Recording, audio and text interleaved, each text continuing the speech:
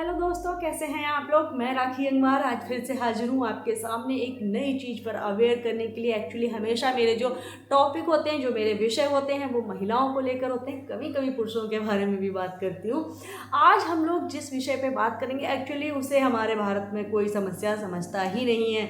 तो समस्या ये है कि आप लोगों ने कभी टॉयलेट देखे हैं, गर्ल्स टॉयलेट, यानी कि स्कूलों में, कॉलेज में, किसी भी इंस्टीट्यूट में, किसी पब्लिक प्लेस पे, कहीं पर भी, घर में हम देखते हैं अमूमन क्या होता है, कहीं पे कुंडी खराब है, कहीं का दरवाज़ा टूटा हुआ है, या कहीं पर जो मुख्य द्वार है उसका वो ठीक है लेकिन अंदर जो पार्टीशन कर रखे हैं उनकी कुंडी खराब है।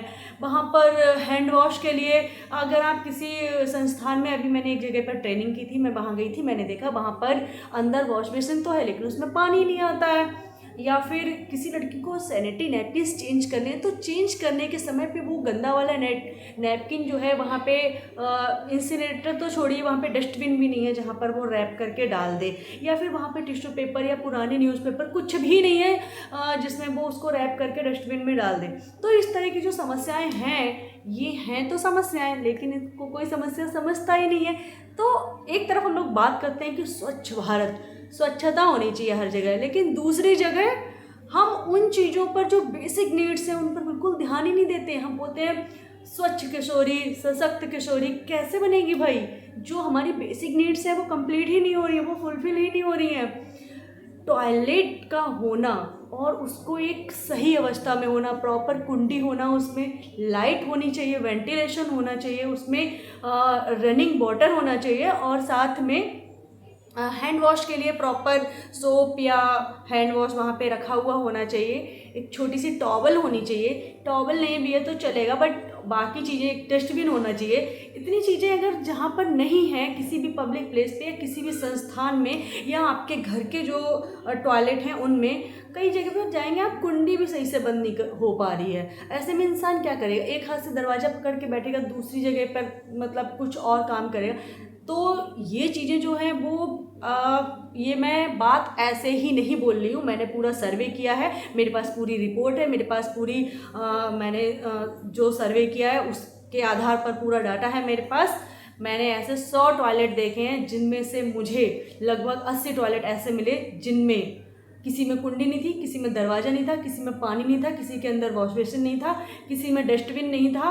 तो ऐसी जब जगहें होंगी तो हमारी जो बेटियां हैं पीरियड्स के उन दिनों में अपने आप को कैसे वो सुरक्षित पाएंगी।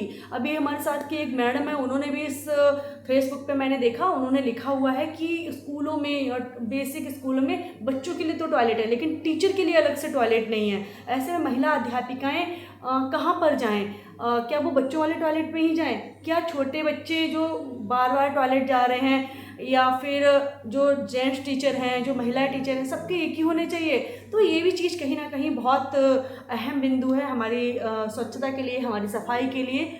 और हाइजीन पर हम जो लोग बात करते हैं, तो कैसे होगी भाई ये साफ सफाई, जहाँ पे हमने करोड़ों अरबों खरबों रुपया खर्च कर दिया सिर्फ लोगों के हाथ धुलवाने पर, लेकिन लोगों को पता ही नहीं है कि हाथ हमें कब धोना है। लड़कियों को ये पता ही नहीं है कि पैड चेंज करने के बाद तो हाथ धोना ही धोना है, लेकिन उससे पहले भी धोना है। तो ये कॉमन सी छोटी छोटी सी चीज़ें हैं लेकिन बहुत इम्पॉर्टेंट है, बहुत अहम रोल है इनका हमारी ज़िंदगी में, हमारी बेटियों की ज़िंदगी में, हमारी महिलाओं की ज़िंदगी में। तो आगे से मुझे लगता है इन सब चीज़ों का बहुत ध्यान रखना चाहिए। घर में जो भी टॉयलेट हैं वहाँ पर भी आप लोग इस तरह की स्थिति को देखिए, और पब्लिक प्लेसेस पर जो ये टॉयलेट हैं वहाँ तो ये चीज़ें ज़रूर देखी जानी चाहिए। Thank you.